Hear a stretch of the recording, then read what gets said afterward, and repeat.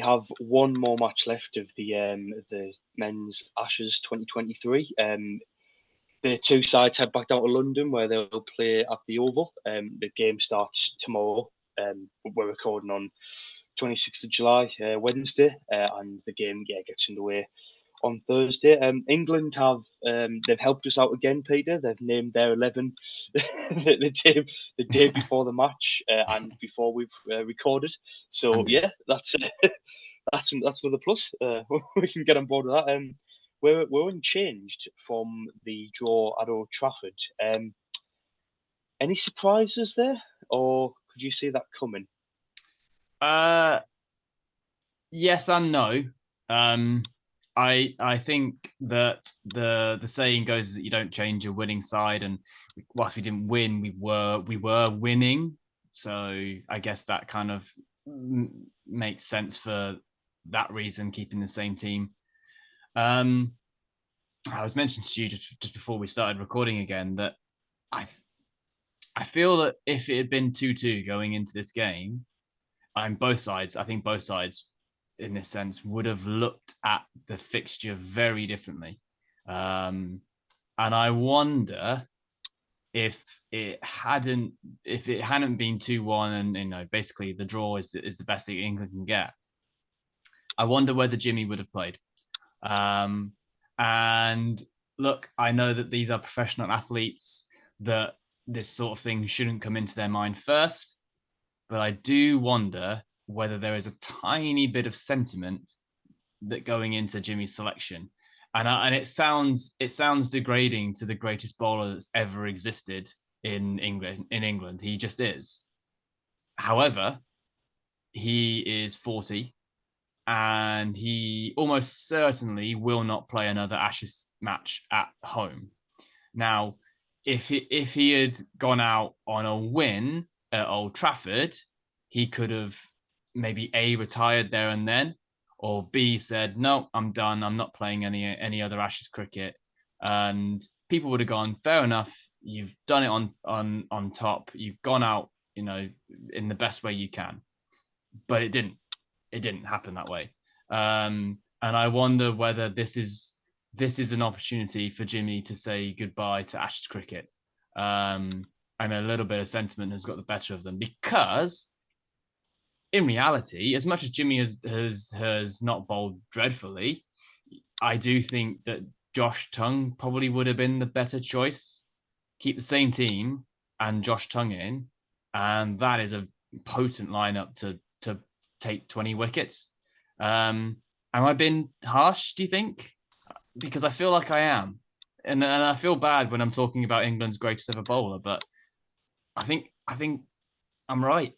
Sorry. It feels weird, doesn't it? When I mean, obviously, only this. I think it was only today, actually, in the pre-match press conference. There was questions pitched about Jimmy Anderson, and Stokes has said, like, he's England's best ever Test bowler, which is true. I mean, in terms of actual ability and watching him play, but also in his statistics as well. I mean, he's got nearly 700 Test wickets as a fast bowler. I mean, it's ridiculous. But yeah, I can see the point of how, if there was the chance to win the series on the line, I think there would have been more question marks. I do agree with you. I mean, it's not. This isn't even a debate. I mean, this will be his last. I think it'll be his last Ashes game, full stop. I don't see how we can take him to Australia in No, two that's and a true. half years' Yeah. time Yeah. when he's 41 now, early 40s now.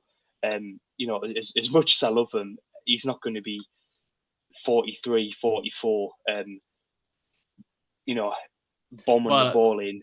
also at that point, let's not forget as well that Josh Tongue will be 2 years older. Matt Fisher will be 2 years older. Potts, Robinson will all be 2 years older, 2 years better. And Mhm. there's that argument about hopefully they'll be good enough to go. Yeah. So I anyway, mean, the day was going to come that we were going to not have Jimmy Anderson to call upon. I mean, I remember not too long ago that there was rumours flying around that Stuart Broad was going to retire. he obviously rubbished them. He's come back and he's been brilliant this series.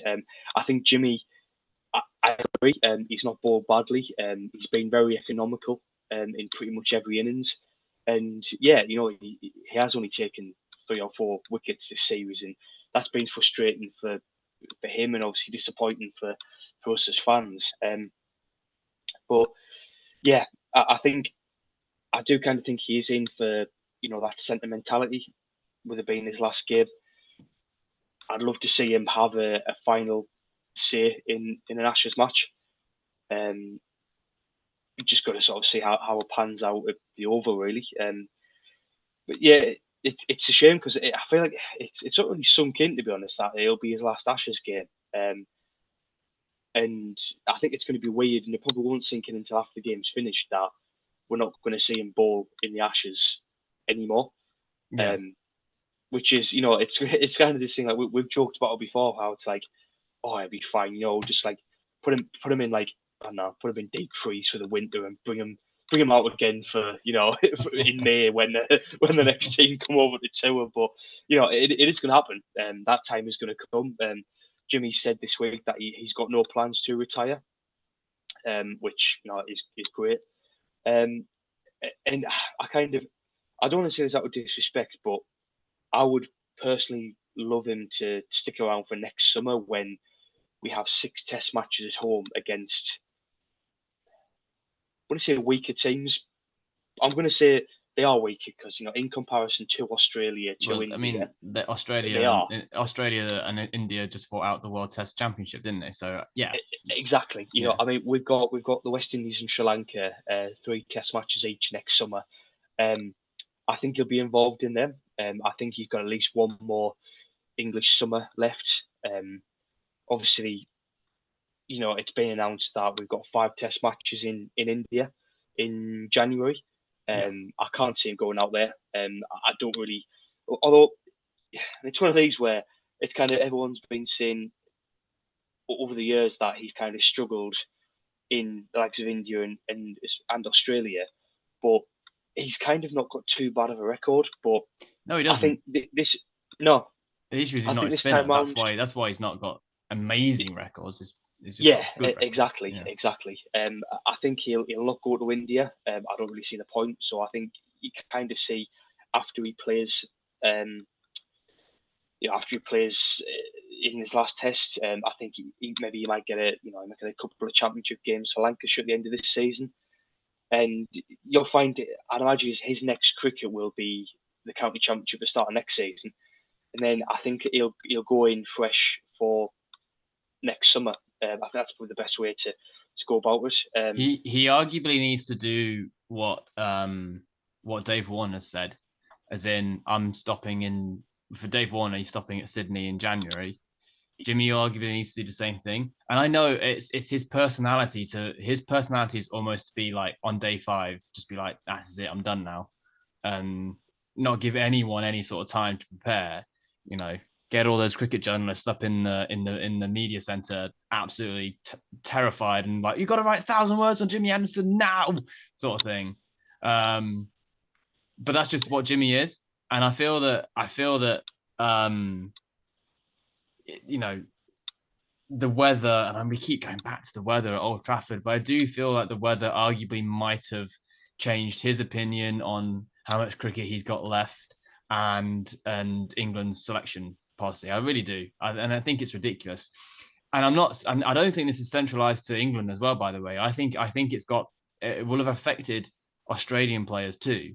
Um, let's talk about Dave Warner. I know I've just said he's thinking about January, but let's talk about Dave Warner, Steve Smith. Although the Aussie media that I've read and watched have kind of poo-pooed that idea that Steve Smith might just call it quits after this test, because I don't know why he would. But in reality, there are several cricketers in that Australian side that will never tour England again, and you know, selection policy, the fact that the fact that the Ashes are in the bag. I know they want to win the Ashes outright, but the fact that they are technically in the bag, it makes a difference. It does. It really does. You know, like Todd Murphy will come again, but will Josh Hazelwood, will Mitchell Stark, will Pat Cummins? Like, it does make a difference. It really does.